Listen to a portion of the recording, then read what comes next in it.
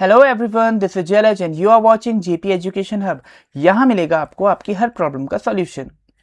आज मैं आप सभी के लिए लेकर आया हूँ क्लास 10th साइंस का third chapter metals and non metals का second part, that is non metal. इस पार्ट में हम नॉन मेटल्स के रिगार्डिंग पहले तो उनको डिफाइन करेंगे, जैसे हमने अर्लियर क्लासेस में मेटल्स को डिफाइन किया है, और साथ ही साथ उनकी फिजिकल और केमिकल प्रॉपर्टीज को डिस्कस करेंगे।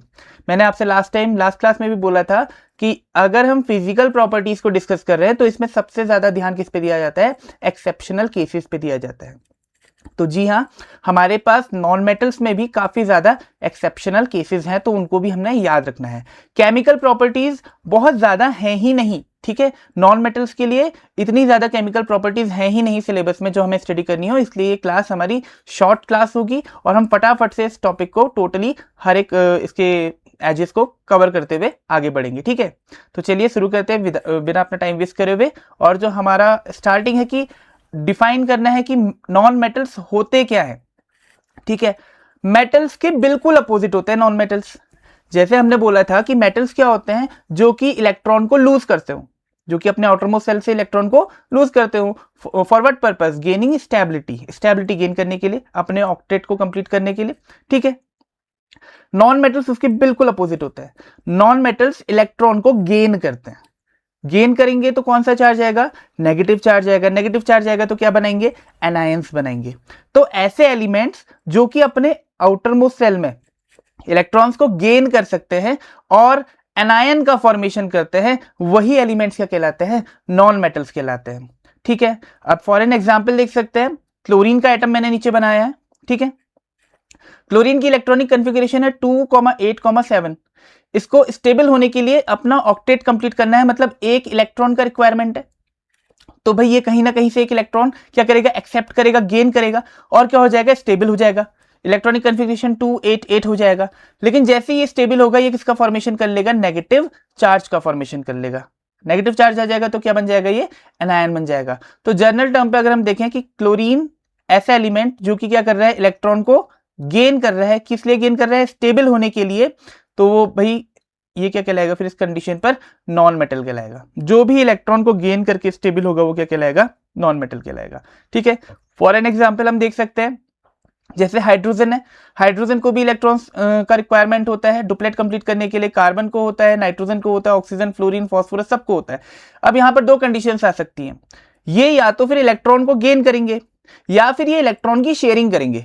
करना इन्होंने ऑक्टेट पूरा है अपना, या डुप्लेट अपना कंप्लीट करना है, लेकिन इसके लिए दो कंडीशंस कर सकते हैं। या तो फिर ये इलेक्ट्रॉन को क्या कर रहे होंगे? गेन कर रहे होंगे अपने आउटरमोस्ट सेल में, ठीक है। या फिर ये इलेक्ट्रॉन्स की शेयरिंग कर रहे होंगे।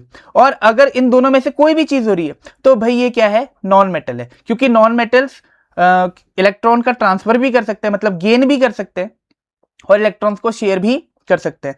मेटल्स नहीं कर सकते। मेटल्स कौन होते हैं? जो कि सिर्फ और सिर्फ डोनेट करते हैं। मेटल्स इलेक्ट्रॉन की शेयरिंग नहीं करते हैं यहां पर, ठीक है। अब क्वेश्चन आता है कि फिर भाई नोबल गैसेस का क्या? तो इतना याद रखिएगा भाई, नोबल गैसेस ऑलरेडी स्टेबल होते हैं, ठीक है। तो यहां पर आपको गेन ऑफ इलेक्ट्रॉन देखने को तो नहीं मिलेगा, लेकिन वो सारी प्रॉपर्टीज किसकी तरह शो करते हैं? नॉन मेटल्स की तरह ही शो करते हैं। इसलिए नोबल गैसेस भी किसके अंदर आती है? नॉन मेटल्स के अंदर ही आती हैं। तो अगर आपने नॉन मेटल्स को आइडेंटिफाई करना है with the help of their electronic configuration, तो याद रखना नॉन मेटल्स के लास्ट में हाइड्रोजन को हटा देते हैं। हाइड्रोजन के लास्ट में तो 1 आता है ना, लेकिन हाइड्रोजन को हटाने के बाद वो सभी एलिमेंट्स जिनके लास्ट में इलेक्ट्रॉनिक कॉन्फ़िगरेशन में क्या क्या हो, 4, 5, 6, 7 या 8 इलेक्ट्रॉन्स हो, ये सभी एलिमेंट्स किसके अंदर आएंगे? नॉन मेटल्स के अंदर आएंगे। और बड़ा सिंपल सा था इनको समझना। इतना आया समझ में? आ गया होगा इतना समझ में?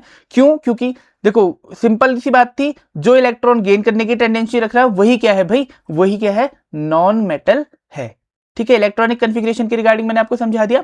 अब चलते हैं इसके इंपॉर्टेंट पार्ट पर, ठीक है, जहां पर हमने फिजिकल प्रॉपर्टीज के रिगार्डिंग डिस्कशन करना है।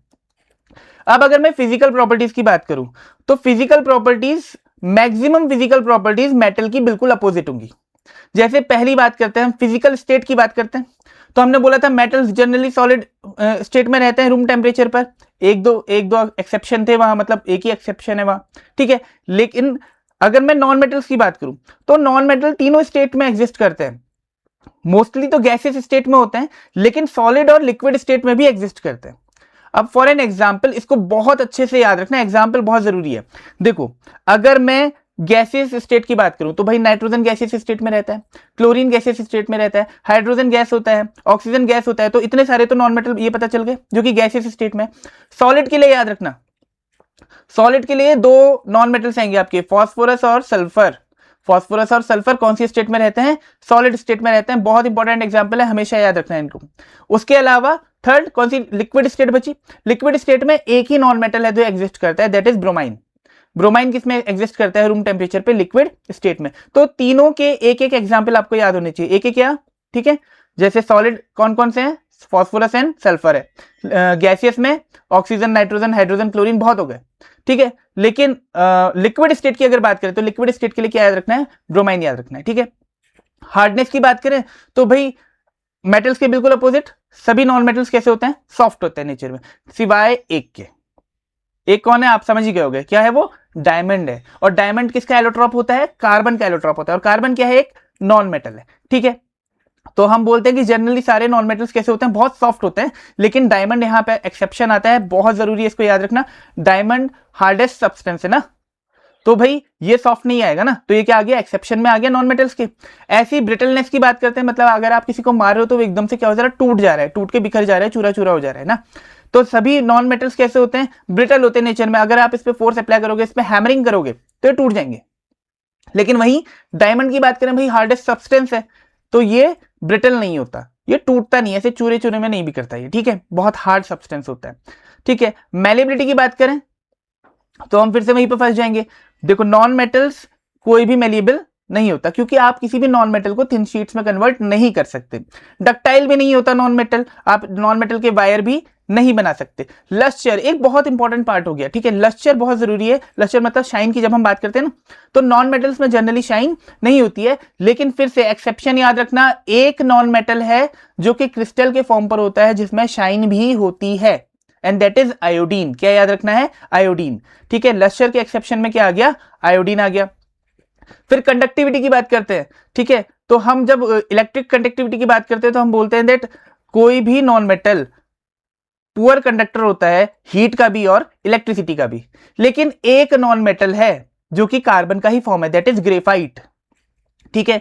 ग्रेफाइट एक गुड कंडक्टर है, हीट का भी और इलेक्ट्रिसिटी का भी। ऐसा क्यों? देखो, आपको पता होगा कि इलेक्ट्रोड्स भी इवन किसके बनाए जाते हैं? ग्रेफाइट के बनाए जाते हैं। क्यों बनाए जा रहे हैं ग्रेफाइट के? क्योंकि ग्रेफाइट क्या है? यहाँ पर एक्सेप्शनल केस है।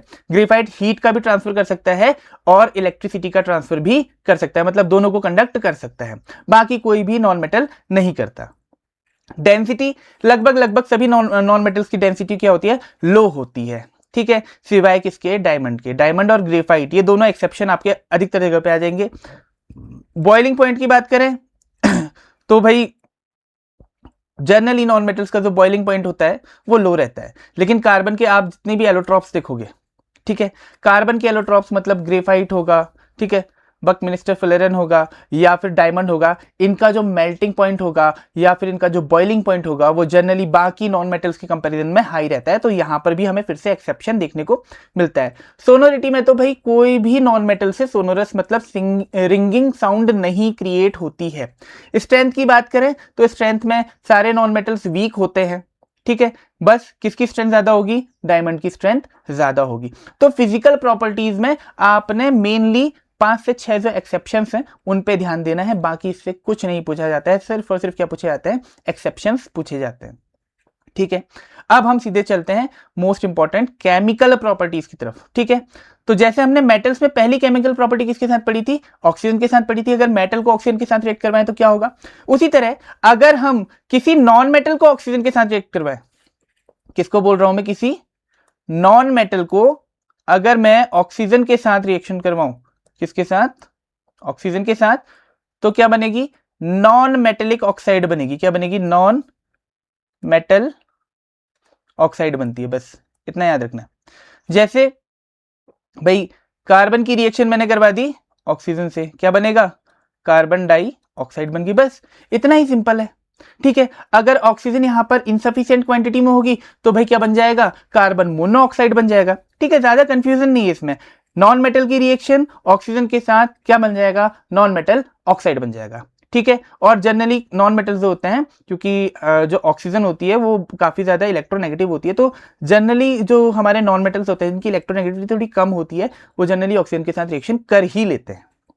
ठीक है, पर यहां पर हम फिर से समझेंगे कि जो ये नॉन मेटल ऑक्साइड्स बन रही हैं इनका नेचर कैसा होता है। और नेचर पता करने के लिए मेटल्स में क्या किया था, हमने उन मेटल ऑक्साइड्स की वाटर के साथ रिएक्शन करके देखी थी। तो हमने देखा था कि मैक्सिमम बहुत सारे जो डिसॉल्व हो रहे हैं वो क्या बना रहे हैं, बेस का फॉर्मेशन कर रहे हैं। ठीक है, उसी तरह से यहां पर भी हम अब पढ़ेंगे कि जो नॉन मेटल ऑक्साइड्स हैं इनका नेचर कैसा होता है। ठीक है, इतना आगे समझ में। किसी भी नॉन मेटल की ऑक्सीजन के साथ रिएक्शन होगी तो क्या बनेगा, नॉन मेटल ऑक्साइड बनेगा। नॉन मेटल ऑक्साइड्स कैसे होते हैं नेचर में, दो तरह के होते हैं। अब देखो कौन कौन से दो होते हैं। एक तो होते हैं देखो एसिडिक ऑक्साइड्स, एक क्या होता है एसिडिक ऑक्साइड्स, मतलब नॉन मेटल जब ऑक्सीजन के साथ रिएक्शन करेगा तो कुछ नॉन मेटल्स के ऑक्साइड्स ऐसे बनते हैं जो कि नेचर में कैसे होते हैं, एसिडिक होते हैं। मतलब एसिडिक होते हैं मतलब लिटमस पेपर को चेंज कर देंगे, कोरोसिव इफेक्ट देंगे, H पॉजिटिव आयंस को या प्रोटॉन्स को डोनेट कर सकते होंगे। ठीक है, अब फॉर एन एग्जांपल अगर कार्बन डाइऑक्साइड की बात करें, अभी रिएक्ट करवाया था ना कार्बन को ऑक्सीजन के साथ, अगर इस कार्बन डाइऑक्साइड को मैं वाटर में डिसॉल्व कर दूं, वाटर के साथ रिएक्ट करवाऊं, तो आप खुद ही देखना क्या बनाएगा, ये H2CO3 बना देता है। क्या बना देता है, H2CO3। ये क्या होता है, कार्बोनिक एसिड होता है। क्या है ये, कार्बोनिक एसिड है। इसीलिए इस ऑक्साइड को भी हम क्या बोलेंगे, एसिडिक ऑक्साइड है। तो ऐसे नॉन मेटल ऑक्साइड जो कि नेचर में एसिडिक होते हैं इनको हम एसिड एनहाइड्राइड्स भी कहते हैं। याद रखना क्या बोलते हैं, एसिड एनहाइड्राइड्स, क्योंकि एनहाइड्रेट फॉर्म पे है ना, इनमें वाटर अभी ऐड नहीं किया है, लेकिन ये नेचर में कैसे हैं, ट्रूली इनका नेचर कैसा है, ये एसिडिक है। तो इसमें बहुत सारे एग्जांपल्स आते हैं आपके, जैसे कार्बन डाइऑक्साइड आता है, सल्फर डाइऑक्साइड होता है, सल्फर ट्राइऑक्साइड होता है, और P2O5 फॉस्फोरस पेंटाऑक्साइड आता है। ठीक है, तो आपने इतने सारे एग्जाम्पल्स तो याद रखने ही रखने हैं। और ये सभी ऑक्साइड्स नॉन मेटल की ऑक्साइड्स हैं जो कि नेचर में कैसी होती है, एसिडिक होती है। लेकिन जरूरी नहीं कि सारी की सारी ऑक्साइड्स कैसी हो, नेचर में एसिडिक हो। कुछ ऑक्साइड्स ऐसी भी होती हैं जो कि कैसी होती हैं, नेचर में न्यूट्रल होती है, मतलब ना ही एसिडिक है ना ही बेसिक है। तो इनमें कौन कौन सी ऑक्साइड्स हैं, इनके एग्जांपल्स याद रखना, क्वेश्चन आता है इनसे। ठीक है, मल्टीपल चॉइस क्वेश्चन आपका इजीली बन सकता है कि गिवन में से कौन सी न्यूट्रल ऑक्साइड है या फिर गिवन में से कौन सी एसिडिक ऑक्साइड है, ऐसा कोई भी क्वेश्चन आपका आ सकता है। तो न्यूट्रल ऑक्साइड्स के लिए कॉमन एग्जांपल याद रखना, कार्बन मोनोऑक्साइड, ठीक है, नाइट्रोजन मोनोऑक्साइड, डाइनाइट्रोजन ऑक्साइड और वाटर। ये जो हमारे कंपाउंड्स बन रहे हैं, जो हमारे नॉन मेटल ऑक्साइड्स बन रहे हैं नेचर में कैसे होते हैं, न्यूट्रल होते हैं। मतलब ये ना ही एसिडिक बिहेवियर शो करेंगे ना ही बेसिक बिहेवियर शो करेंगे। यहां तक की बातें क्लियर है, बहुत आराम से समझ में आ रही होंगी मेरे हिसाब से। आगे चलते हैं और देखते हैं रिएक्शन विद वाटर। तो देखो भाई, जो नॉन मेटल्स होते हैं ना वो जनरली वाटर के साथ रिएक्शन शो नहीं करते हैं। मेटल्स तो कर रहे थे, लेकिन नॉन मेटल्स वाटर के साथ रिएक्शन शो नहीं करते। इसलिए मैंने आपसे कहा था कि नॉन मेटल्स में बहुत ज्यादा रिएक्शंस हैं ही नहीं स्टडी करने के लिए। ठीक है, मतलब यहां पर कोई आइडेंटिकल रिएक्शन नहीं होती है कि हर नॉन मेटल के साथ हमें सेम रिजल्ट देखने को मिल रहा हो। हाँ, क्लोरीन है, ठीक है, वो बहुत रेयर केस है, वो तो आपके सिलेबस का हिस्सा भी नहीं है, कि जो क्लोरीन है वो वाटर के साथ रिएक्शन कर लेता है। ठीक है, तो उसमें हाइड्रोजन क्लोराइड का फॉर्मेशन भी कर लेता है वो, लेकिन कंडीशन होती है वहां पर। ठीक है, तो जनरल टर्म पर अगर हम बोलें तो नॉन मेटल्स वाटर के साथ रिएक्शन शो नहीं करते हैं। ठीक है, दूसरा एसिड के साथ रिएक्शन, तो नॉन मेटल्स एसिड के साथ भी रिएक्शन शो नहीं करते। ठीक है, मतलब ऐसी कोई यूनिक इक्वेशन की बात कर रहा हूं, जैसे देखो मेटल्स जब भी एसिड के साथ रिएक्ट करते हैं तो क्या रिलीज करते हैं, हाइड्रोजन गैस रिलीज करते हैं ना, करते हैं। लेकिन नॉन मेटल्स के टर्म पर हम कुछ बोल नहीं सकते क्योंकि यहां पर कोई भी आइडेंटिटी नहीं है। तो हम सिंपल स्टेटमेंट बोल देते हैं that non metals do not react with acid to evolve hydrogen gas. मतलब आगे समझ में कि हाइड्रोजन गैस इवॉल्व करने के लिए कभी भी रिएक्शन नहीं करते, मतलब कुछ और प्रोडक्ट बन सकता है वहां, लेकिन हाइड्रोजन गैस इवॉल्व नहीं होती है। इतनी बातें आई समझ में। तो धीरे धीरे चैप्टर के एंड की तरफ चलते हैं इस टॉपिक के। रिएक्शन विद हाइड्रोजन, देखो ये अच्छी रिएक्शन है, इसका कभी कभी कुछ पार्ट आपके एग्जाम्स में आ जाता है। अगर नॉन मेटल्स हाइड्रोजन के साथ रिएक्ट करेंगे तो क्या बनाएंगे, नॉन मेटेलिक हाइड्राइड्स का फॉर्मेशन करते हैं। और non metallic hydrides different different forms की होती हैं। जैसे आपने ऑक्सीजन की हाइड्रोजन के साथ रिएक्शन करवाई, ठीक है, याद रखना ये कोवेलेंट हाइड्राइड्स होती हैं क्योंकि दोनों नॉन मेटल्स हैं, ठीक है। इस टॉपिक को हम अपनी नेक्स्ट क्लास में बहुत डिटेल में डिस्कस करने वाले हैं वैसे, ठीक है। तो अगर ऑक्सीजन हाइड्रोजन के साथ रिएक्ट करती है तो भाई वाटर का फॉर्मेशन होता है। वाटर कैसा होता है? न्यूट्रल होता है नेचर में। अगर वही नाइट्रोजन जो कि एक नॉन मेटल है हाइड्रोजन के साथ रिएक्ट करती है तो अमोनिया का फॉर्मेशन होता है, और अमोनिया बेसिक होता है नेचर में। उसी तरह अगर मैं क्लोरीन की बात करूं तो HCl बनेगा, हाइड्रोक्लोरिक एसिड बन जाएगा। अब नाम में एसिड है, ठीक है, लेकिन ये अगर गैसियस फॉर्म पे होगा तो इसका लिटमस पे कोई भी इफेक्ट नहीं आता। ये ऐसा क्वेश्चन एनसीईआरटी में भी पूछा गया है, ठीक है। तो वाटर ऐड करने पर ये एसिडिक बिहेवियर शो करता है। वैसे सल्फर की बात करें H2S, ठीक है, H2S बनता है, ये भी एसिडिक होता है नेचर में, ठीक। कार्बन की रिएक्शन करवाएंगे हाइड्रोजन के साथ तो भाई मीथेन का फॉर्मेशन हो जाएगा। मीथेन न्यूट्रल होती है। और अगर ऐसे फास्फोरस के साथ करवा देंगे तो फॉस्फाइन का फॉर्मेशन हो जाएगा जो कि वीकली बेसिक होता है नेचर में, ठीक है। तो ये रिएक्शन है, इंपॉर्टेंट है, पर स्टार्टिंग की देखना, ऑक्सीजन के साथ देख लेना, नाइट्रोजन के साथ देख लेना, क्लोरीन के साथ देख लेना, उतनी ज्यादा डिटेल में इतनी ज्यादा इंपॉर्टेंट नहीं है। लास्ट रिएक्शन आती है कि अगर कोई नॉन मेटल किसी मेटल के साथ रिएक्ट करता है तो क्या होगा, ठीक है। नॉन मेटल जब भी किसी मेटल के साथ रिएक्ट करेगा तो भाई आयनिक कंपाउंड का फॉर्मेशन होगा, ठीक है। मतलब यहां पर ट्रांसफर ऑफ इलेक्ट्रॉन होगा। मेटल क्या करेगा? इलेक्ट्रॉन को डोनेट करेगा। नॉन मेटल क्या करेगा? इलेक्ट्रॉन को लूज कर देगा। इनकी वजह से इनमें चार्ज क्रिएट हो जाएगा। चार्ज क्रिएट होगा तो स्ट्रॉन्ग इलेक्ट्रोस्टैटिक फोर्स लगेगा और उसी को हम क्या बोलते हैं? आयनिक बॉन्ड कहते हैं। और ऐसे कंपाउंड्स को हम क्या बोलते हैं? आयनिक कंपाउंड्स कह देते हैं, ठीक है। तो अगर कोई भी मेटल किसी नॉन मेटल के साथ रिएक्ट कर रहा है या फिर वाइस वर्सा, बिल्कुल उसका उल्टा हो जाए, तो वहां पर आपके सामने बहुत सारी सेट ऑफ रिएक्शन है।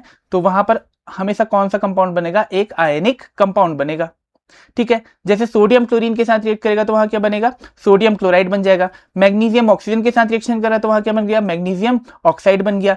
कैल्शियम ऑक्सीजन के साथ रिएक्शन कर रहा है तो क्या बन गया? कैल्शियम ऑक्साइड बन गया। ऐसी एल्यूमिनियम करेगा तो एल्यूमिनियम ऑक्साइड बन जाएगा ना। आयरन अगर सल्फर के साथ रिएक्शन करेगा तो आयरन सल्फाइड बन जाएगा। जिंक अगर सल्फर के साथ रिएक्शन करेगा तो जिंक सल्फाइड बन जाएगा। मतलब सिंपल है कि मेटल्स एंड नॉन मेटल्स के बीच में जब भी रिएक्शन होगी तो एक आयनिक कंपाउंड का फॉर्मेशन हो जाएगा, ठीक है। सिंपल आपको अगर सिंपल टर्म पे देखो तो क्या दिख रहा है आपको?